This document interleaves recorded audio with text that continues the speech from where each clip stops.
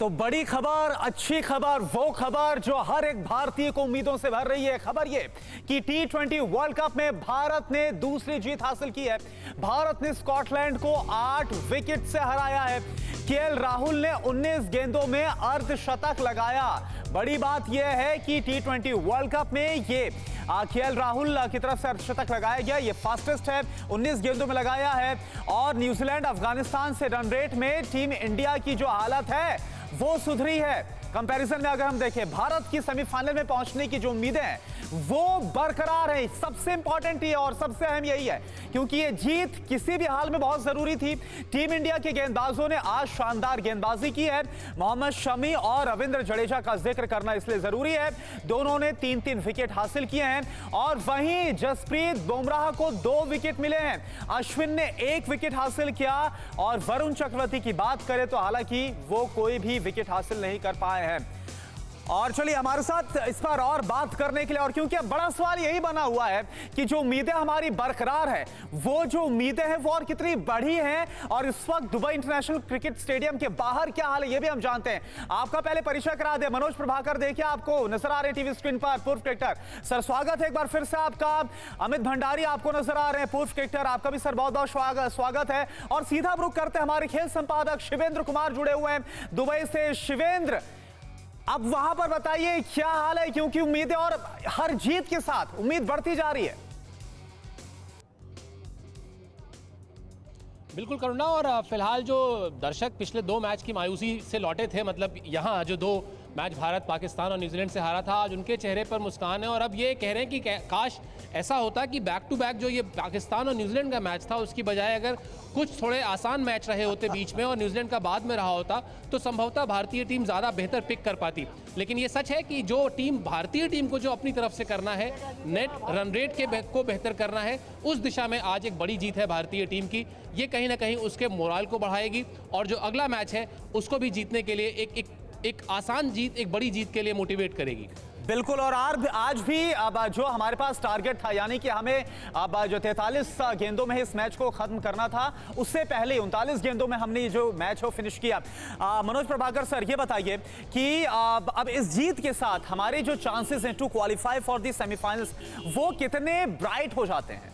देखिए, जो एक सबसे बड़ी हर्डल थी वो थी रन रेट की, नेट रन रेट की, वो हमारा बहुत ज़्यादा सुधर गया। और अगला मैच भी और भी आसान है तो हम और अच्छा सुधार लेंगे, तो शायद हम टॉप कर लें रन रेट की।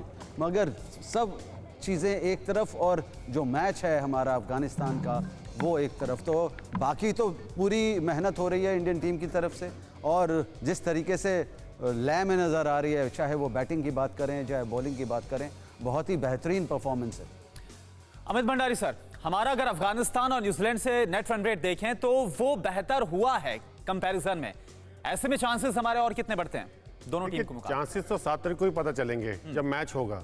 और मेरे को ये फीलिंग है अफगानिस्तान पहले बैटिंग करता है तो चांसेस ज़्यादा होंगे मैच जीतेंगे अफगानिस्तान के, क्योंकि एक शायद वो दोपहर का मैच है तो चांसेस ये रहता है कि जो दोपहर का मैच है और चेस करना वहाँ पे मुश्किल होता है। तो एक वो चांस मुझे अच्छा नज़र आ रहा है कि अगर ये मैच अफगानिस्तान पहले बैटिंग करता तो।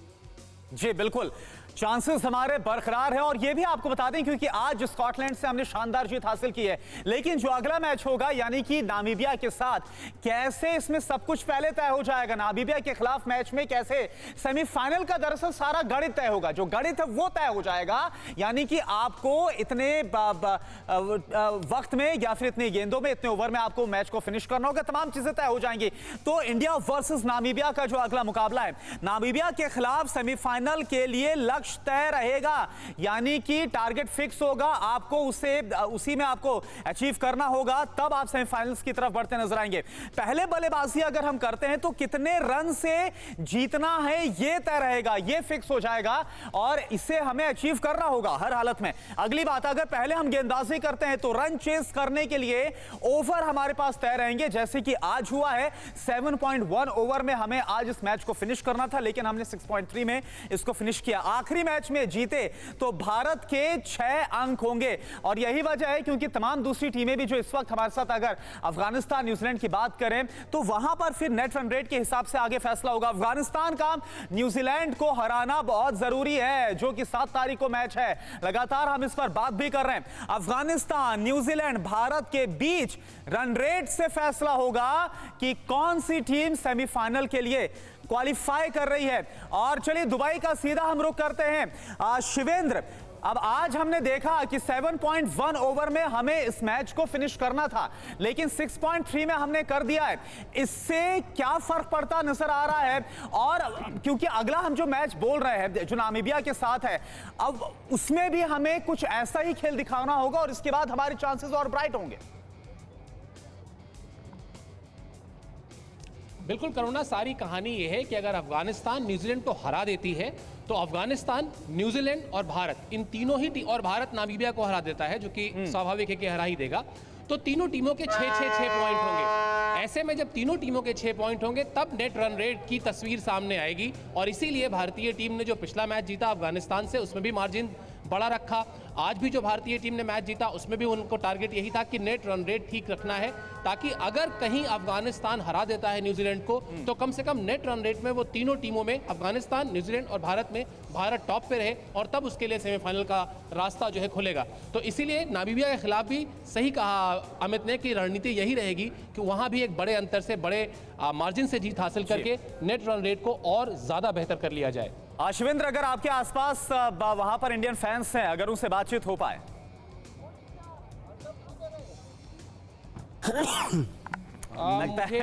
कोई बात नहीं, आगे आएंगे। हाँ ठीक है, अगर कोई है तो अगर आप बात करिए, नहीं तो फिर आगे आपके पास आएंगे, तब तक आप उनसे बात करते रहिए। तो देखिए मनोज सर, अब हमारी जो स्ट्रेटजी है हम उस पर काम करते हुए नजर आ रहे हैं और आज हमने देखा है हमारे, अगर हम गेंदबाजी फ्रंट की बात करें तो यहां पर बहुत शानदार तरीके से परफॉर्म करते आए हैं। और जसप्रीत बुमराह का तो जिक्र इसलिए करना जरूरी क्योंकि जो चहल का रिकॉर्ड था उसको भी जसप्रीत बुमराह ने आज तोड़ा है, तो बहुत अच्छी फॉर्म और इसे बरकरार रखना होगा। बिल्कुल, इसमें तो कोई दो राय नहीं है, क्योंकि जिस तरीके से हमारी आज बॉलिंग रही है, बहुत ही बेहतरीन प्रदर्शन था और सबको मालूम था अपना अपना जॉब जो उन्होंने भरपूर निभाया है। चाहे वो बॉलिंग की बात करें, चाहे वो बैटिंग की बात करें। आज जो मेरा ख्याल बहुत ही बेहतरीन बैटिंग का प्रदर्शन किया राहुल ने, जो 18-19 बॉलों में उसने आई थिंक रिकॉर्ड तोड़ा है यूवी का। हाँ। तो यही एक ऐसा ये साइन है जो हर मैच में अच्छा करते हुए नजर आ रहे हैं हम। और हमारी तरफ से, मतलब अब टीम की तरफ से कोई कमी नहीं रह गई है, टीम लय में नजर आ रही है। ठीक है अमित सर, मैं आपके पास आऊंगा और वरुण चक्रवर्ती पर ही बात होगी। लगातार तीसरा मैच लेकिन कोई विकेट नहीं, लेकिन क्योंकि शिवेंद्र आपके पास अब मुझे कुछ फैंस नजर आ रहे हैं, इंडियन फैंस, आप बात करिए उनसे। बिल्कुल बिल्कुल बिल्कुल करुणा, और बहुत छोटे छोटे बिल्कुल यंग फैंस हैं टीम इंडिया के। कैसा लगा मैच आपको आज का? It was very good and India won. India one. So good. They won. No, they won by like a mile. No, like a huge, by 8 wickets. Yeah, like a lot. 8 wickets. It was. What will you say? I love Virat Kohli. And you? They play really good and Virat Kohli's the best. आप लोग आ जाइए इधर, अगर आप कुछ कहना चाहें, आप क्या कहेंगे इस जीत पर? या बहुत खुशी की बात है, हम जीत गए हैं और मेरा फेवरेट तो राहुल शर्मा है, रोहित शर्मा है। एंड बहुत मज़ा आया, बहुत मज़ा आया। मतलब हम काम धंधे छोड़ के इधर आए हैं। और आप लोग की मायूसी कुछ कम हुई? पहला 2 मैच भारत हार गया था, फिर अब तो आज तो अच्छा मार्जिन से जीता, तो अच्छा लगा होगा। बहुत अच्छा लगा आज एक्चुअली अगर बैटिंग फर्स्ट करता तो और इंटरेस्टिंग होता मैच, थोड़ा ज़्यादा लंबे टाइम तक जाता। But anyway it was good. तो देखा आपने करुणा, अभी सिर्फ अफगानिस्तान को, न्यूजीलैंड को हराना है, तो इंडिया फाइनल में we are waiting to see India Pakistan play again. तो आपने देखा करुणा किस तरह से यहाँ फैंस को उम्मीद है कि एक बार फिर भारत पाकिस्तान का मुकाबला होगा, लेकिन उसके लिए वही बात उन्होंने भी कही कि अफगानिस्तान पहले न्यूजीलैंड को हराए, तब बात कुछ आगे बढ़ेगी। जी बिल्कुल, और अफगानिस्तान न्यूजीलैंड को हराएगा इसकी उम्मीदें सब कर रहे हैं, सब यही दुआ भी कर रहे हैं। और उसके बाद भारत के जो चांसेस जो हम अभी बता रहे हैं कि बढ़ते जा रहे हैं, तब बहुत ज़्यादा स्थिति बहुत बेहतर होगी भारत के लिहाज से। मैं आप सभी के पास आऊंगा, लेकिन इस बीच एक बड़ी खबर बता दूं कि T20 वर्ल्ड कप में भारत की दूसरी जीत पर विराट कोहली की तरफ से बयान आ गया है। आज हमारा परफॉर्मेंस काफ़ी जोरदार रहा, विराट कोहली की तरफ से कहा गया, और हम सब ने देखा भी दोनों ही फ्रंट में हम शुरू से गेम में हावी रहे, विराट कोहली की तरफ से कहा गया। ऐसे प्रदर्शन की कोशिश हम पहले से कर रहे थे। T20 में टॉस और पिच की स्थिति काफी मायने रखती है और आज हमने देखा कि कैसे पहली बार इस T20 वर्ल्ड कप में टीम इंडिया ने टॉस जीता और पहले गेंदबाजी करने का फैसला किया। तो अमित सर, मैं आपके पास आ रहा हूं। विराट कोहली की तरफ से ये कहना कि वाकई में हमने बहुत अच्छा प्रदर्शन किया और हमने देखा भी, हमने दोनों फ्रंट्स में काफी अच्छा किया, तो जो इससे कॉन्फिडेंस अब मिला है, क्योंकि आगे भी हमारे पास अब जो चैलेंज है वो जीत हार का नहीं है जैसे आज था, वो हमारे पास एक फिक्स टारगेट रहेगा और हमें उसे अचीव करना है। तो ये कॉन्फिडेंस कैसे हमें वो अचीव करने में हेल्प करेगा? देखिए, कॉन्फिडेंस अच्छी बात है। आप 2 मैच उनसे जीते हैं जो किसी भी रैंकिंग में नहीं आती है, दोनों टीमें क्वालिफाई करके आई हैं। तो आप मैं ये मान सकता हूँ कि पर बात यह कि जब हम पहले 2 मैच खेले थे वहाँ पर विराट कोहली का ये बयान आया था कि हमारी बैटिंग बॉलिंग कहीं भी अच्छी नहीं लगी, पर वो दोनों टीमें टॉप की थी। अगर वो टॉप के अगेंस्ट आपका बयान ये है और जो लोअर साइड के अंदर आपका बयान ये है, तो मैच मुझको नहीं लगता वो सेम लगता है। हाँ, एज ए परफॉर्मेंस अच्छा लगता है, पर मैं ये मानता हूँ कि जैसे जैसे मैचेस हुए हैं, अगर ये मैचेस पहले होते न्यूजीलैंड के बाद में, जैसे शिवेंद्र ने बोला, तो शायद ये फर्क ज़्यादा अच्छा पड़ता है इंडियन टीम के लिए।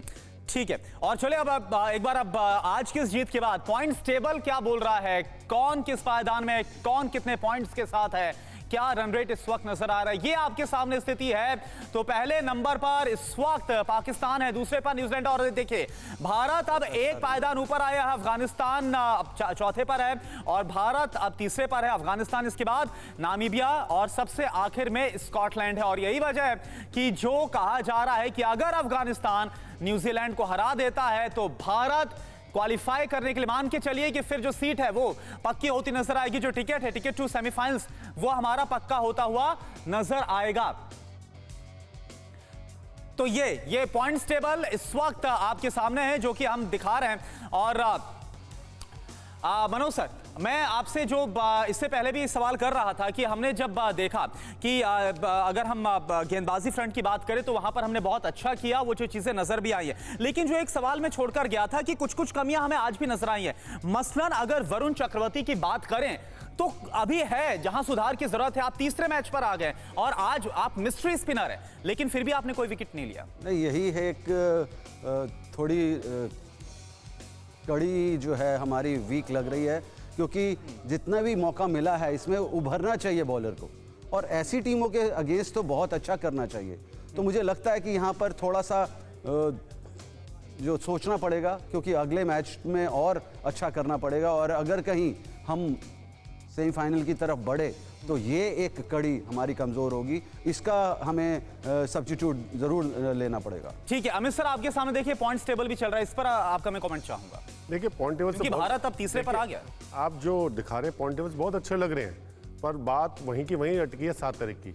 अगर वो 7 को काम हो गया, अफगानिस्तान ने हरा दिया, तो ये पॉइंट टेबल से फिर आप सेकंड पायदान पे इंडिया को देखेंगे। तो क्या लग रहा है सर आपको मनोज सर कि अब क्योंकि अफगानिस्तान और न्यूजीलैंड के मैच पर सबकी निगाहें हैं, अफगानिस्तान अगर हरा दे न्यूजीलैंड को तभी हम फिर सीधे क्वालिफाई करते नजर आएंगे, कितनी उम्मीदें आपको नजर आ रही हैं ऐसा होते हुए? आपको क्या लग रहा है? देखिए, अफगानिस्तान एक ऐसी टीम है जो किसी भी टीम पे भारी पड़ सकती है, और ये नहीं, और एक जो दिन होता है अगर अफगानिस्तान अच्छा खेल गई, जिस तरीके से अमित ने बोला कि पहले बैटिंग करके अगर अच्छा स्कोर बना गई, तो उनके स्पिनर्स ऐसे हैं जो दबाव डाल सकते हैं न्यूजीलैंड बैट्समैन के ऊपर।